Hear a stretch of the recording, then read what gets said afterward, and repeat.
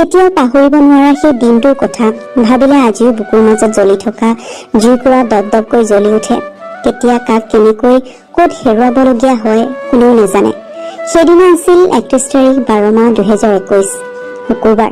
ৰাতিপুৱা 8 মান বজাত বৰদেউতা আহিছিল দেউতাক কাজ এখনত যাবৰ কাৰণে লগ ধৰিবলৈ। কাজ মানে জেঠা এজন ঢুকাইছিল আৰু দেউতাৰ বহুত ভাল বন্ধুৰ দৰেও আছিল। সেইকাৰণে দেউতাৰ যাবৰ কাৰণে অলপ ইচ্ছাও আছিল, কিন্তু তাৰ আগদিনাখন গাটো অলপ বেয়া আছিল। ৰাতিপুৱা 8:30 মানত মই দেউতাক ভাতকেইটা দি মাৰ লগত বাহিৰত বহি আছো।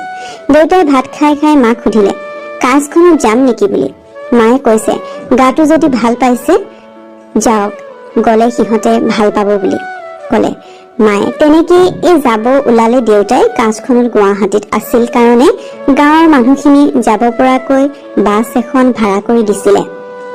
দেউতা যাব ওলোৱা দেখি মই ORS এটা খাবৰ কাৰণে দিলো, গাটো অলপ ভাল পাব বুলি, কিন্তু নাখাওঁ বুলি কৈছিল।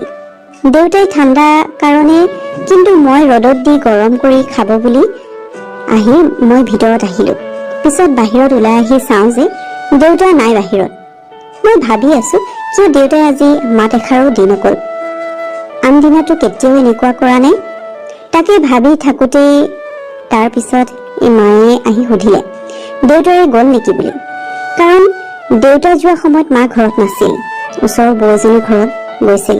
মই কলো মা কেতিয়া গ'ল দেউতা, মই গমকে নাপালো, মই ভিতৰত আছিলো। মাত এষাৰো দি নকল দেখোন দেউতাই, আজি কিয় বা। মায়ে কলে গাড়ী আহি ৰৈ আছে কিজানি, দেৰি হব বুলিয়ে ময়ো হব পাৰে দে বুলি কৈ মাৰ আগত কলো। তেনেকৈ এই দিনটো গধূলি 6টামান বজাত মায়ে দেউতাৰ কাৰণে বাহিৰৰ চালিৰ ঘৰটোত জুই ধৰি থৈছে। পানী গৰম কৰি ঠাণ্ডা আছিল কাৰণেও কেতিয়া ভাইটিও গৈছিল দেউতাৰ লগত। এই বাইদেউ মই ভন্টি আমি বহি আছো। পিছদিনা 1 জানুৱাৰী আছিল কাৰণে গাঁৱৰ ছোৱালীবোৰ পিকনিক যাব, বাইদেউ আৰু ভন্টিও গ'ল হৈ তাৰে আলোচনা কৰি আছিলো বহি। আমি মায়ে বাহিৰত আছিল পানী গৰম কৰি। 6:30 মানত দেউতাহঁত আহি পালে। দেউতাই বাহিৰত এই কাপোৰ সলাই মাৰ লগত কথা পাতি আছে। আমি তেতিয়ালৈ কিন্তু কোনো এটা বাহিৰত ওলাই যোৱা নাছিলো, কিন্তু ভিতৰৰ পৰা এই কথা পাতি থকা শুনি আছিলো। দেউতাই ভৰি হাত ধুই মাক চাহ খাম বুলি কলে। মাও চাহ বনাব পাকঘৰত গল। চাহ বনাই লৈ দিব আহি দেখে যে দেউতাই বহি খুটা এটাত ধৰি বহি আছে। চাহৰ গিলাচ ডলাই দি আমাক মাতিলে দেউতাৰে কিবা হৈছে বুলি। মাৰ মাত শুনি ভিতৰৰ পৰা কেনেকৈ দেউতাৰ ওচৰ পালো গমেই নাপালো। মা মই বাইদেউ তিনিও ধৰি চকী এখনত বহাই দি হাত ভৰি টানি দিলো। দেউতা দেউতা বুলি মাতিলো, নাই নামাতে মুখেৰে, চকুকেইটা মুচিহে আছে।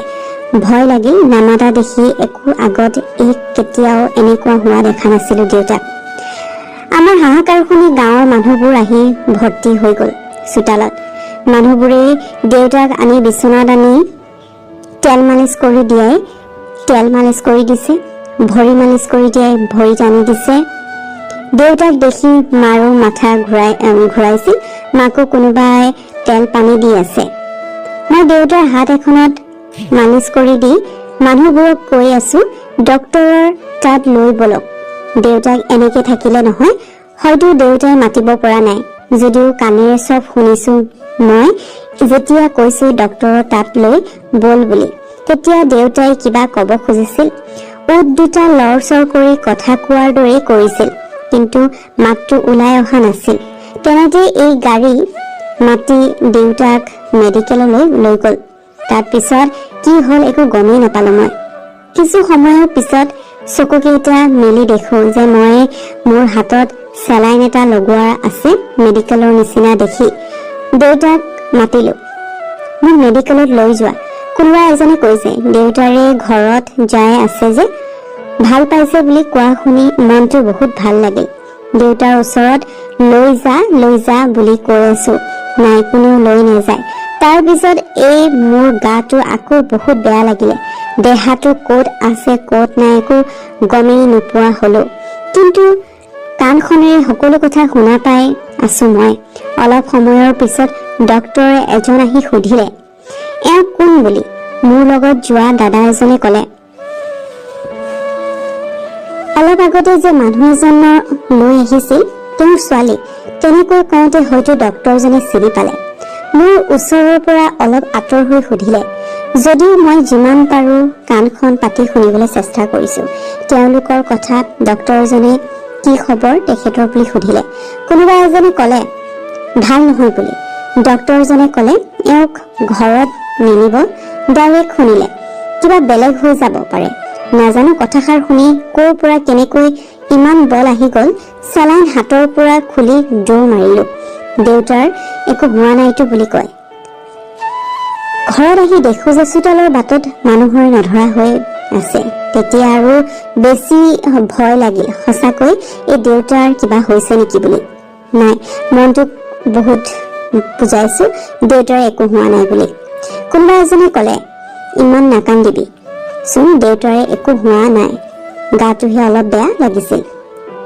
ভাল পাব দে, দেউতাৰে আহি আছে মেডিকেলৰ পৰা। তেতিয়ালৈ কিন্তু আমাৰ ঘৰত যাব দিয়া নাছিলে। খুৰাহঁতৰ ঘৰত এই বাইদেউ চবকে দৰজা মাৰি থৈ দিছে। ভিতৰত দেখোন যে বাইদেউ ভিনদেউ চবকে দেখা পাই ভাবিলো এই ৰাতি কিয় আহিছে বুলি। দেউতাৰ যদি অকল মাথা এই ঘূৰাইছিল, দৰজাখন খুলি আহিব খুজিছো যদিও আহিব নিদি এই তিনিওজন মানুহ এই ধৰি আছে। কাক কেনেকৈ কি কৰি আহিছো গমেই নাপায়। আহি দেখো যে দেউতাক ইমান ঠাণ্ডা চোতালত পাতি পাৰি মাটিত শুৱাই থৈছে। মানুহবোৰক গালি পাৰিলে কিয় এনেকৈ থৈছে বুলি। মাতিলো, দেউতাক মাতিব পৰা উঠ বুলি নাই নামাতে। ভাগৰ লাগি টোপনি যোৱা বুলি পানী আনি চকুত মুখত দিলো, না পানী মাৰি দিয়া হেতিও নুঠিলে। দেউতাই পিছত আৰু কি হ'ল গমেই নাপালো।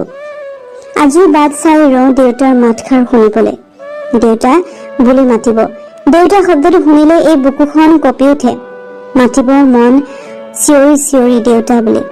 হাঁহি আহে দেউতাৰ দুখ কষ্ট আঁৰত থকা ধুনীয়া হাঁহি এটাৰে জিলিকি থকা মুখখন। মনটো এই যে কেতিয়াও নামানে দেউতা যে আৰু কোনো দিনেই ঘূৰি নাহে আৰু যে কেতিয়াও দেখা নাপাওঁ। অপেক্ষাবোৰ অপেক্ষা হৈ আছে মোৰ।